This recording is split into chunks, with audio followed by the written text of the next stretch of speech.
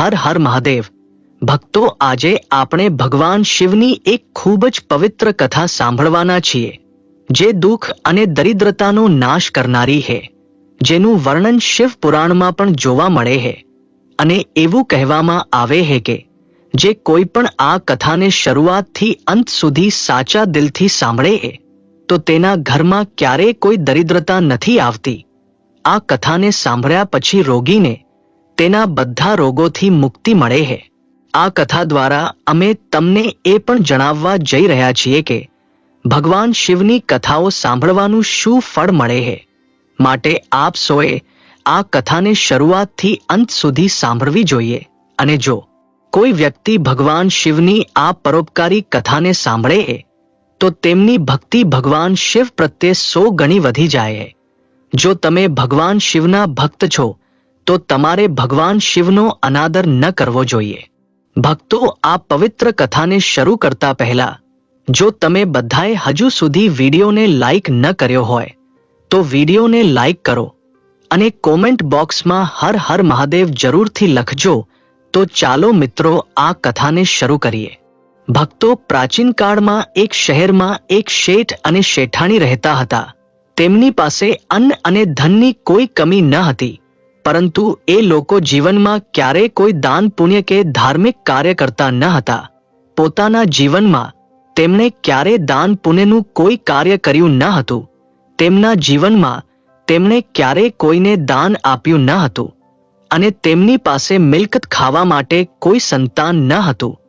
એ શેઠની હવેલી જ્યાં હતી, એ જગ્યાની પાસે એક પીપળાનું ઝાડ હતું, અને એ પીપળાના ઝાડ પર એક સુંદર સુંદર ચકલી રહેતી હતી।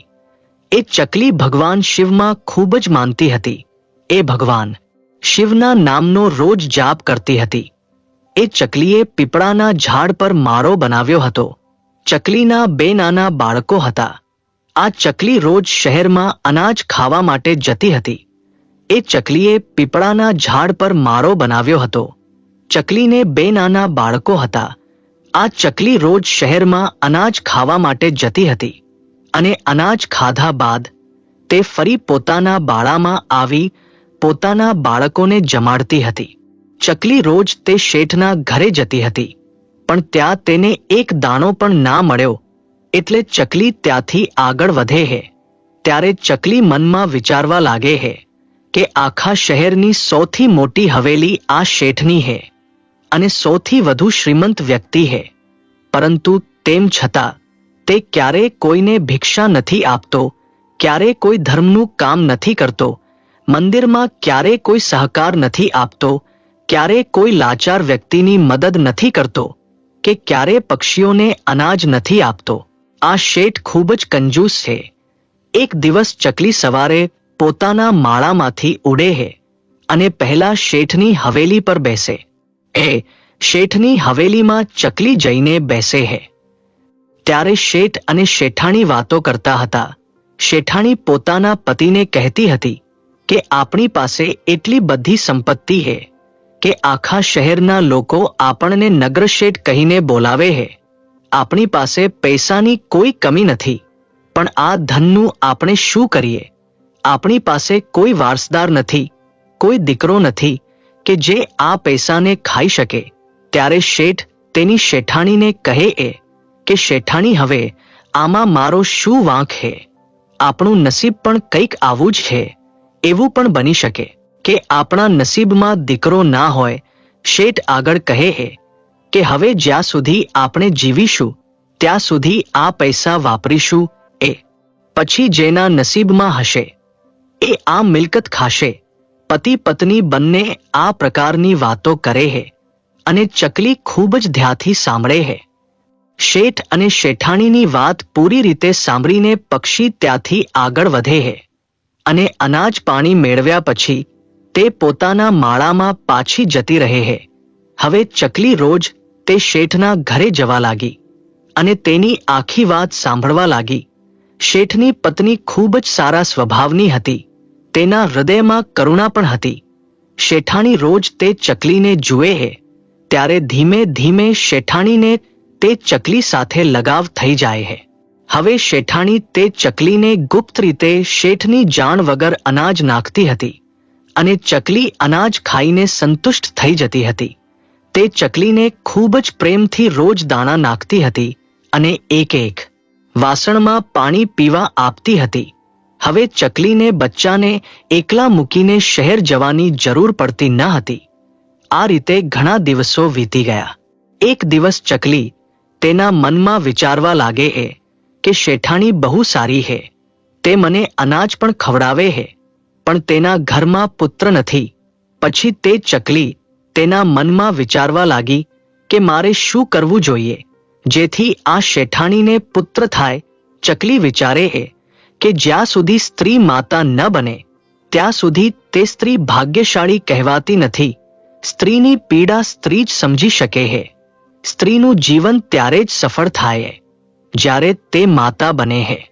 સ્ત્રીની સૌથી મોટી ખુશી ત્યારે થાય છે જ્યારે તે માતા બને છે. આવું વિચારીને ચકલી ખૂબ જ ઉદાસ થઈ જાય છે અને ચકલી વિચારવા લાગે છે કે આ તો કેટલી સારી શેઠાણી છે. રોજ તે મને અનાજ પણ ખવડાવે છે. મારે શું કરવું જોઈએ જેથી તેના ઘરમાં એક પુત્રનો જન્મ થાય અને તેને દીકરો મળે? અને મનમાં ને મનમાં ખૂબ જ વિચાર કરે છે. એક દિવસ તેના મનમાં વિચાર આવે છે કે હું ભગવાન મહાદેવ પાસે કૈલાશ પર્વત પર જાઉં અને આ શેઠ શેઠાણી માટે તેમને પુત્ર મળે તે માટે આજીજી કરો. તો આમ વિચારીને ચકલી તેના પતિને કહે કે સાંભળો, હું થોડા દિવસો માટે ક્યાંક જાઉં છું. તમે બાળકોની સંભાળ રાખજો, તેમને સમયસર અનાજ પાણી ખવડાવજો. આવું કહીને ચકલી તેના માળામાંથી ઉડી જાય.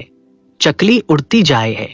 રાત દિવસ ઉડે છે, સખત મહેનત કરે છે, ભૂખી તરસી રહીને ઉડતી રહે છે અને ઉડતી ઉડતી એવટે કૈલાશ પર્વત પર પહોંચે છે જ્યાં મહાદેવ અને માતા પાર્વતી રહે છે.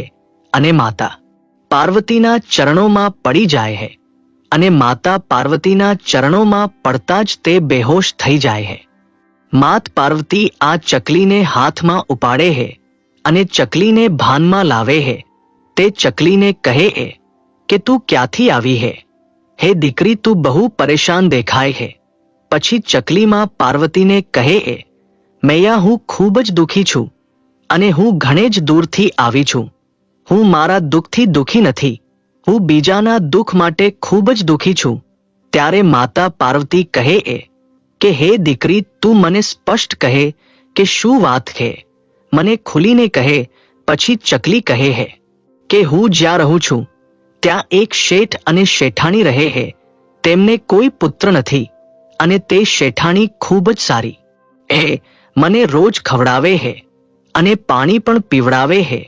તેને એક પુત્ર આપો. ચકલી આ વાત માતા પાર્વતીને કહે છે અને ફરીથી બેહોશ થઈ જાય છે. પાર્વતી ફરીથી એ ચકલીને ભાનમાં લાવવાનો પ્રયત્ન કરે છે. લાંબા સમય પછી ચકલી ભાનમાં આવે છે. પછી માતા પાર્વતી તે ચકલીને થોડા દાણા ખવડાવે છે અને પાણી પીવડાવે છે અને ચકલીને કહે પુત્રી, ચિંતા ના કર, મહાદેવ થોડી વારમાં સમાધિમાંથી જાગી જશે. તે પછી આપણે મહાદેવ સાથે વાત કરીશું. થોડી વાર પછી ભગવાન મહાદેવ પોતાની સમાધિમાંથી ઊભા થઈ જાય છે. માતા પાર્વતી હાથમાં ચકલીને લઈને મહાદેવ પાસે જાય છે અને મહાદેવને કહે કે હે ભગવાન, માધવનગરમાં એક શેઠ અને શેઠાણી રહે છે. તેમના નસીબમાં કોઈ પુત્ર છે કે નથી? મહાદેવ ધ્યાન કરે છે અને જુએ છે અને પછી કહે કે હે પાર્વતી, તે શેઠ અને શેઠાણીના નસીબમાં કોઈ પુત્ર નથી. ત્યારે માતા પાર્વતી કહે હે ભગવાન, જો તેના ભાગ્યમાં પુત્ર ન હોય તો પણ તમારે તેમને પુત્ર આપવો પડશે. પરંતુ મહાદેવ કહે કે તમે આટલો આગ્રહ કેમ કરો છો? તેમના નસીબમાં પુત્ર નથી તો પછી હું તેમને પુત્ર કેવી રીતે આપી શકું? પરંતુ માતા પાર્વતી જીદ કરે અને કહે કે આ ચકલી ઘણા દૂરથી આવી છે અને આશા રાખીને આવી છે કે આપણે તેની મદદ કરીશું. આ આશા સાથે તે આટલે દૂરથી ભૂખી તરસી ઉડીને અહીં આવી છે અને આપણે તેને અહીંથી ખાલી હાથે ન મોકલી શકીએ. હવે માતા પાર્વતીની આવી જીદ સામે મહાદેવ ઝૂકી જાય હે અને કહે કે ઠીક હે પાર્વતી, તમે દરેક જીવ માટે આટલી જીદ કરો છો અને મારે તમારી દરેક જીદ પૂરી કરવી પડે હે.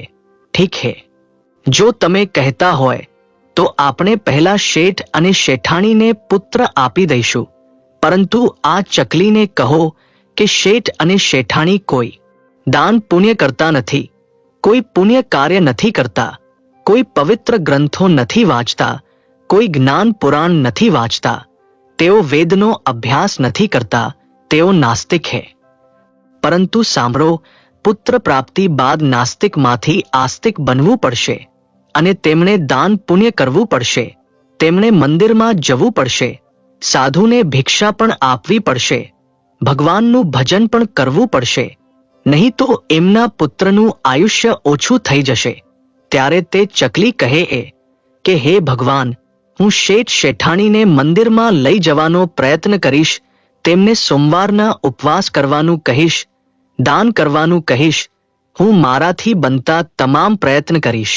ત્યારે ભગવાન ભોલેનાથ તેને તથાસ્તુ કહે અને કહે કે તમારી ઈચ્છા જલ્દી જ પૂરી થશે. તે પછી ચકલી ભગવાન ભોલેનાથ અને માતા પાર્વતીને પ્રણામ કરે અને ત્યાંથી ઉડી જાય અને તેના માળામાં પાછી આવે. મિત્રો, થોડા જ સમયમાં શેઠાણી ગર્ભવતી થાય અને 9 મહિના પછી શેઠાણીને એક સુંદર પુત્ર મળે. શેઠ અને શેઠાણી તેમના પુત્રને મેળવીને ખૂબ જ ખુશ થાય. ચકલી પણ ખૂબ જ ખુશ થાય. ચકલી વિચારે કે તેની મહેનત સફળ રહી. ચકલી પણ તેની મહેનતનું ફળ જોઈને ખૂબ જ ખુશ થાય. તે વિચારે કે આ શહેરનો સૌથી ધનિક શેઠ છે અને જ્યારે આ શેઠ પોતાના પુત્રને સારી વસ્તુઓ ખવડાવશે ત્યારે કેટલાક નાના નાના ટુકડા પણ નીચે પડી જશે અને મને પણ તે ખાવા મળશે. આવું વિચારી તે ચકલી ખૂબ જ ખુશ થાય. ધીમે ધીમે શેઠનો દીકરો મોટો થાય. એક શ્રાવણ મહિનો પસાર થાય, બીજો શ્રાવણ મહિનો પસાર થાય, ત્રીજો શ્રાવણ મહિનો પણ પસાર થઈ જાય અને આમ કરતા કરતા ચોથો શ્રાવણનો મહિનો પણ પસાર થઈ જાય અને 5મો શ્રાવણ માસ આવવાનો હોય ત્યારે તે ચકલી ખૂબ જ ચિંતામાં પડી જાય. તે ખૂબ જ દુઃખ અનુભવે. તે એવું વિચારવા લાગે કે શેઠનો દીકરો 5 વર્ષનો થઈ ગયો છે અને આ શેઠ અને શેઠાણી હજુ સુધી કોઈ દાન પુણ્ય નથી કરતા, તે કોઈ મંદિરમાં નથી જતા, કોઈને ભિક્ષા પણ નથી આપતા, શ્રાવણ સોમવારના વ્રત પણ નથી કરતા. એટલે આ ચકલીને ખૂબ જ દુઃખ થાય. તે બંને કોઈ પુણ્ય કાર્ય નથી કરતા એમ વિચારીને ચકલી ખૂબ જ ઉદાસ થઈ જાય. ચકલી વિચારવા લાગે કે જો આ લોકો દાન આપવાનું શરૂ નહીં કરે તો ભગવાન શિવના કહ્યા અનુસાર તેમનો પુત્ર ટૂંક સમયમાં મૃત્યુ પામશે. આવું વિચારીને એ ખૂબ જ ઉદાસ રહેવા લાગે, ખૂબ જ ચિંતિત થાય. ચકલી વિચારવા લાગે કે શેઠ અને શેઠાણીને કહું તો કેવી રીતે કહું? એ લોકો મારી ભાષા પણ સમજી શકતા નથી, તેઓ મારા હાવભાવને પણ સમજી શકતા નથી. હવે મારે શું કરવું જોઈએ? એમ વિચારીને તે ચકલી ખૂબ જ ઉદાસ થઈ જાય અને વિચારે કે મારે પાછું કૈલાશ પર્વત પર જવું જોઈએ અને માતા પાર્વતી અને ભગવાન શિવને તેનો ઉપાય પૂછવો જોઈએ. ત્યાં સુધીમાં ચકલીના બાળકો મોટા થઈ ગયા હતા. ચકલી તેના બાળકોને કહે કે તમે તમારું ધ્યાન રાખજો, હું થોડા દિવસો માટે ક્યાંક જાઉં છું. પછી ચકલી ફરીથી તેના માળામાંથી ઉડે અને સીધી કૈલાશ પર્વત પર પહોંચી જાય. કૈલાશ પર્વત પર જઈને તે ચકલી માતા પાર્વતીના ચરણોમાં પડી જાય અને માતા પાર્વતી ચકલીને હાથમાં લઈને કહે, પુત્રી, હવે તને શું તકલીફ છે? તે કહ્યું હતું તેમ જ થયું છે. શેઠ અને શેઠાણીને એક દીકરો થયો છે. હવે તું ફરી પાછી અહીં કેમ આવી છે? પછી ચકલી માતા પાર્વતીને કહે, મૈયા, શેઠ અને શેઠાણીનો એક દીકરો થયો છે, પણ હું શેઠ અને શેઠાણીને સાચા રસ્તે લઈ જઈ શકી નથી. હું તેમને નાસ્તિકમાંથી આસ્તિક નથી કરી શકી. હું તેમને ધાર્મિક કાર્ય કરાવી શકી નથી. પતિ પત્ની બંને આજે પણ એક જ સરખા હે. ન તો તેઓ કોઈ મંદિરમાં જાય હે, ન તો કોઈ દાન ધર્મ કરે હે, કે ન તો તેઓ કોઈ ભગવાનની પૂજા કરે હે. પતિ પત્ની બંને હજી પણ એક સરખા છે. આવું જ રહેશે તો તેમના પુત્રનું ટૂંક સમયમાં મૃત્યુ થઈ જશે, જેના કારણે હું ખૂબ જ દુઃખી છું. પછી ચકલી માતા પાર્વતીના ચરણોમાં પડી જાય હે અને રડવા લાગે હે અને કહે એ કે મૈયા, આવું ન થવું જોઈએ. તેમનો પુત્ર લાંબા સમય સુધી જીવતો રહેવો જોઈએ, અલ્પજીવી ન હોવો જોઈએ. ચકલી આ વાત સારી રીતે જાણતી હતી કે જ્યારે પિતા પાસે કોઈ વસ્તુ માંગવી હોય તો મૈયાના ચરણોમાં જાઓ, મૈયાને મનાવો તો પિતા આપોઆપ માની જાય. આવું વિચારીને ચકલી માતા પાર્વતીના ચરણોમાં પડી જાય છે. ત્યારે માતા પાર્વતી ફરીથી ચકલીને પોતાના હાથમાં ઉઠાવે છે અને કહે એ કે દીકરી, તું શાંત થઈ જા. પછી માતા પાર્વતી ફરી ભગવાન ભોલેનાથને કહે છે, મહાદેવ, આવું ન થવું જોઈએ. ચકલી આગળ કહે છે કે મૈયા, મેં તેમને સમજાવવાનો પૂરો પ્રયત્ન કર્યો હતો, પરંતુ તે લોકો મારી ભાષા સમજી શકતા નથી અને તેઓ મારા હાવભાવ પણ સમજી શકતા નથી. હવે હું શું કરું? ચકલી આગળ કહે એ કે માતા, તમે અને ભોલે બાબા ત્યાં જઈને શેઠ અને શેઠાણીને સાચા રસ્તે લઈ આવો તો તમારી ઘણી મહેરબાની થશે. તો માતા પાર્વતી અને ભોલેનાથ કહે એ, ઠીક છે દીકરી, આવું જ થશે. અમે બહુ જ જલ્દી શેઠ અને શેઠાણીના દરવાજે પહોંચવાના છીએ. પછી એ ચકલી કૈલાશ પર્વત પરથી પોતાના માળામાં પાછી આવે છે. થોડા દિવસ પછી મહાદેવ અને પાર્વતી સાધુ અને સાધ્વીનું રૂપ ધારણ કરીને પહેલા શેઠ અને શેઠાણીના દ્વારે આવે છે અને શેઠાણીને કહે એ કે મૈયા, અમને ખૂબ જ ભૂખ લાગી છે. તમે અમને ભોજન કરાવો, અમને ખવડાવો, નહીં તો અમે તમને શાપ આપીશું અને તમે બરબાદ થઈ જશો.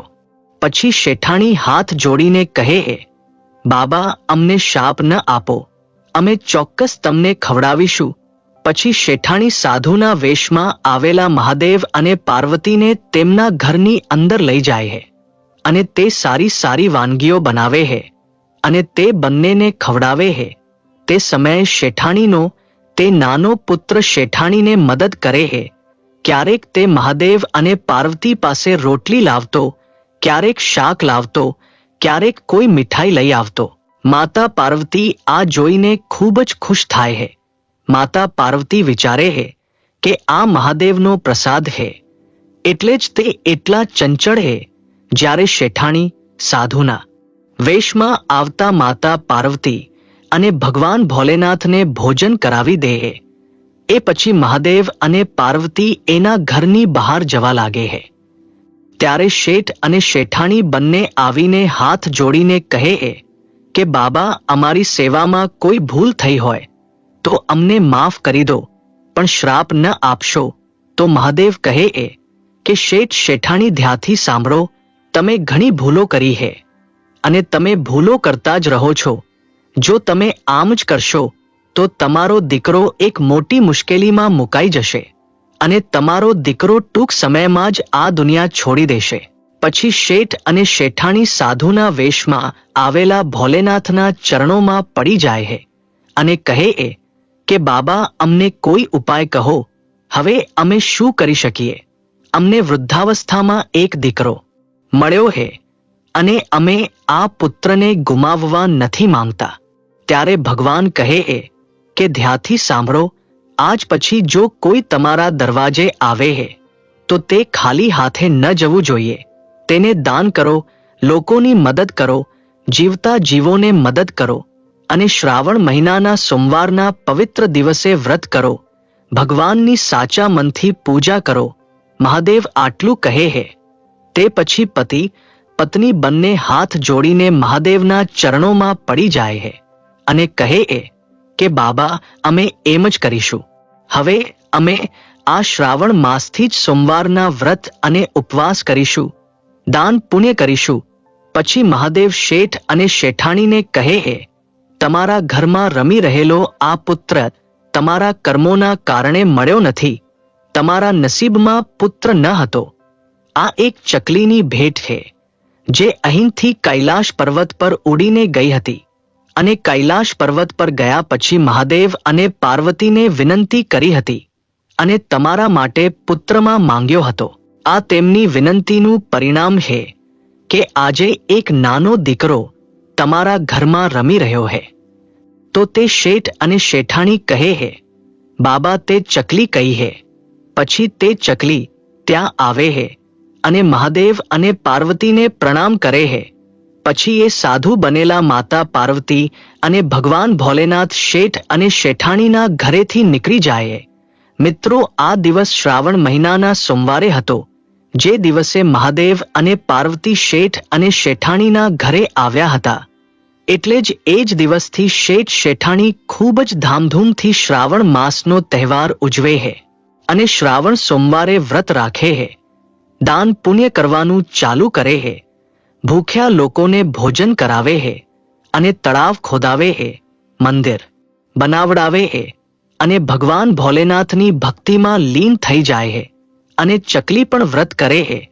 એક વર્ષ વીતી જાય છે અને બીજા વર્ષે શ્રાવણના પહેલા સોમવારે શેઠ શેઠાણીની ભક્તિથી પ્રસન્ન થઈને મહાદેવ અને પાર્વતી શેઠ અને શેઠાણીના ઘરે પોતાનું પૂર્ણ સ્વરૂપ ધારણ કરે છે. શેઠ અને શેઠાણીને દર્શન આપે છે. તેમને જોઈને શેઠ શેઠાણી તેમને દંડવટ પ્રણામ કરે છે. શેઠ શેઠાણીનું વ્રત સફળ થાય છે અને પક્ષીનું વ્રત પણ સફળ થાય છે. ભગવાન ભોલેનાથ અને માતા પાર્વતી તેમને હંમેશા ખુશ રહેવાના આશીર્વાદ આપીને અંતર્ધ્યાન થઈ જાય છે અને બધા ખુશીઓ સાથે રહેવા લાગે છે. તેમનું શ્રાવણ મહિનાનું વ્રત સફળ થાય છે. ભક્તો, સોમવારનું વ્રત કરનારાઓને મહાદેવની કૃપા હંમેશા પ્રાપ્ત થાય છે. જેવા શેઠ શેઠાણી અને ચકલીના દિવસો આવ્યા, એવા સોના દિવસો આવજો. તો મિત્રો, તમને આ કથા કેવી લાગી? અમને કોમેન્ટ બોક્સમાં જરૂરથી જણાવજો.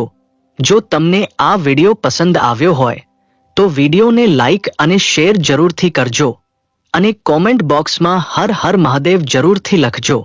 સાથે ગુજરાતી ટેલ્સ ચેનલને સબસ્ક્રાઇબ કરીને બાજુમાં આપેલા બેલ આઇકનને પ્રેસ કરી ઓલ ઉપર સેટ કરી દેજો.